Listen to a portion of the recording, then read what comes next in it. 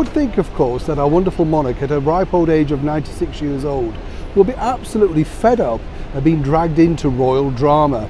But seemingly, as ever, there's no escape. What's it about? Hi, good morning, Neil Sean here in the very heart of London. The building that you've seen at the side of me here is where we are today. It's Marylebone Station.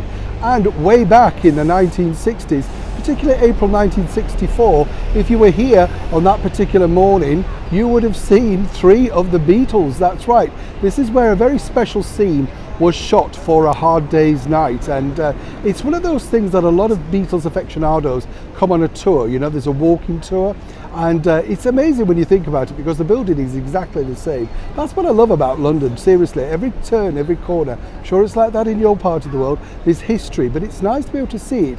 And the fact that we've got the digital age where everything's now saved with film, footage, pictures, all that sort of stuff, you can go back and think, wow, they actually stood here. So if you are a Beatles fan, quite literally 50 odd years ago, can you believe it, that's how long it is, then you would have been rushing here, possibly after school, because they filmed it late afternoon in the hope that all of the school kids would have disappeared. But no, as ever, someone had tipped them off. A little bit like this particular story concerning our wonderful monarch, our gracious Majesty the Queen. We now know we have a major problem, because as ever with the British monarchy, you know, they get roped into alleged sayings that they can't really respond to. If you recall back, there was the big hoo-ha, wasn't there, with Meghan and Catherine about who made who cry. And it was very difficult, wasn't it, really, in the situation, because Meghan went on international television and told her version of events, fully knowing, of course, that Catherine couldn't really sort of repeat it, or in fact reprimand her or tell her version of events. It's a little cruel, particularly when you're in the monarchy, because they've always gone under the mantra, of course, of, you know, simply don't respond. Hopefully it will pass over. It's something, though, that Prince William really wants to change in the 21st century monarchy. He truly believes that they should have a right to reply, particularly when they get called racist family and things like that. Obviously, you know, different times and different folks and scopes and stuff, but the difficulty now is, of course, the monarchy itself. Each time something negative does happen, it does reverberate around the world. And it's like this particular story that's emerged from the book by Tom Bower. And again, you know, I'm not taking sides, I'm merely presenting facts. What's interesting here is, as we know, way back for the funeral of the late and brilliant Duke of Edinburgh, only Prince Harry attended. And it was rather touch and go at the time as to whether he would attend, or indeed both of them would attend. By that I mean the actress Meghan Markle. Well, her alleged excuse at the time was that, of course, she was 7 months pregnant with her daughter, Lily Diana.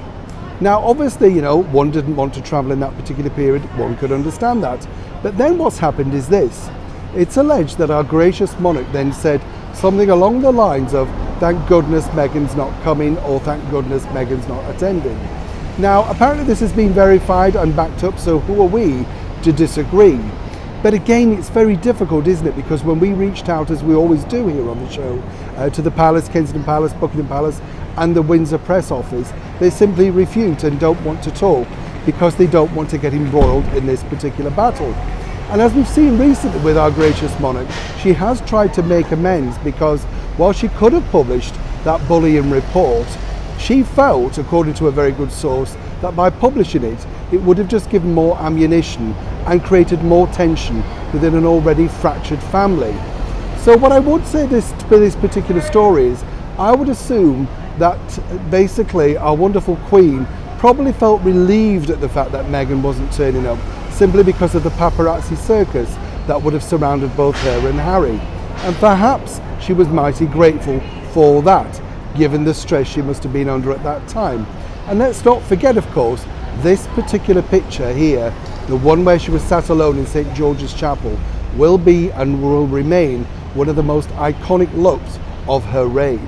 But as ever with these tell-all sensationalised books, it's very difficult, isn't it? Because once again, this has put the monarch first, centre and left of that big story. And did she say, didn't she say? Now, whichever way you look at it, you know, she wouldn't want to be dragged into a story like this. But more importantly for her, as this book and, you know, the serialization develops, is there anything she can do to stop it?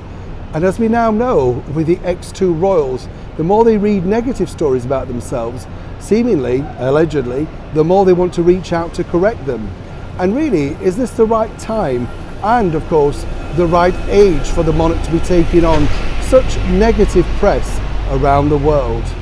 As ever, I'd love to know what you think to this particular story in the comments below. Do you agree? Do you believe she said it? Or importantly, did you think that it was possibly a throwaway remark meaning one less stress to deal with? I know which I believe. Neil Sean, Marylebone Station, London.